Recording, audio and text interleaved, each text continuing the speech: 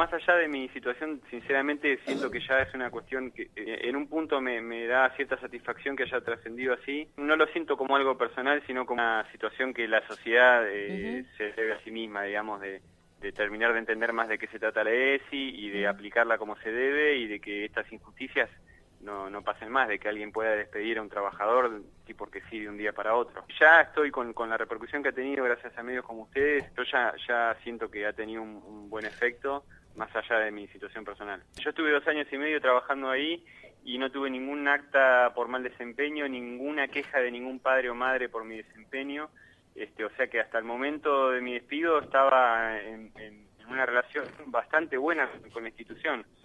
Por eso me sorprendió el despido. Sí, no quisieron decirme por qué, sabiendo que yo hacía 1 mes y medio había sido padre. La directora me dijo, fíjate vos cuál pudo haber sido el motivo, cómo te has manejado en la institución. Ok, empecé a pensar si era porque yo hacía paros, pero hacía paros desde que había entrado al colegio, así que lo descarté.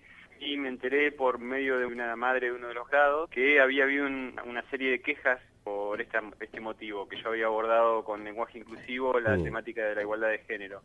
Y me pareció que tenía sentido, si hacía unos días había tenido esa conversación y unos padres y madres se habían quejado, y a mí el colegio no me había comunicado ninguna de esas quejas, me pareció válido para pensar que tenía que ver con el despido. Después de saber eso, yo, ya con certeza, por haber hablado con varias madres, fui al colegio a pedir las actas para tratar de entender qué había pasado, y me negaron su existencia, lo cual me hizo pensar más todavía que eso podía ser un motivo. Y bueno, a partir de ahí empecé a visibilizarlo. Ayer hice un posteo y tomó una dimensión que yo sinceramente no imaginaba, pero entiendo que tiene que ver con que la ESI y que está relacionada también de alguna manera con la legalización del aborto, ¿no? Con toda esa lucha, está muy vigente. Esto es además un colegio religioso en la cual vos empezaste a hablar de educación sexual y no gustó, evidentemente, pero además lo que más molestó fue que hayas usado el lenguaje inclusivo, que hayas...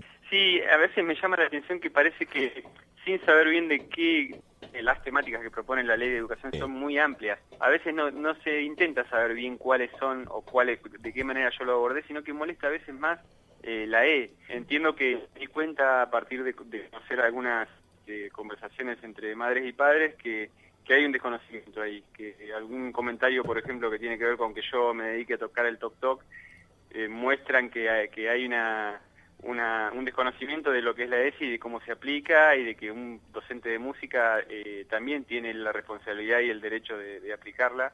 ¿La educación sexual estaba abordada en la currícula de la escuela de alguna otra manera? Yo no hablé nunca acerca del aborto porque mi forma de abordarlo tenía que ver con situaciones que surjan de la clase.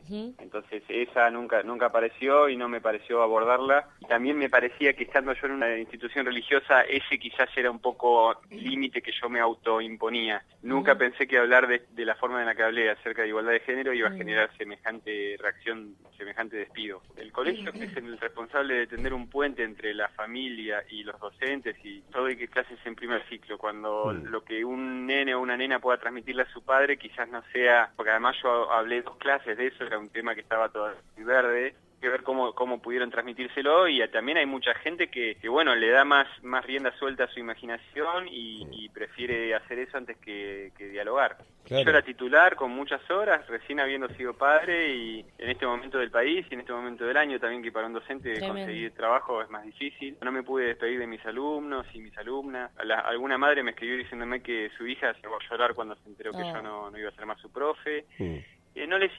Yo siento que ahí hay una cuestión pedagógica y humana que no les importó. Yo quisiera que describan mi perfil de docente, que no creo que lo conozcan porque nunca fueron a ver una clase, nunca observaron y quisiera que me digan el perfil de docente que buscaron. Soy docente en la Facultad de Bellas Artes y estoy en otro colegio privado, pero 10 horas es un montón de ingresos.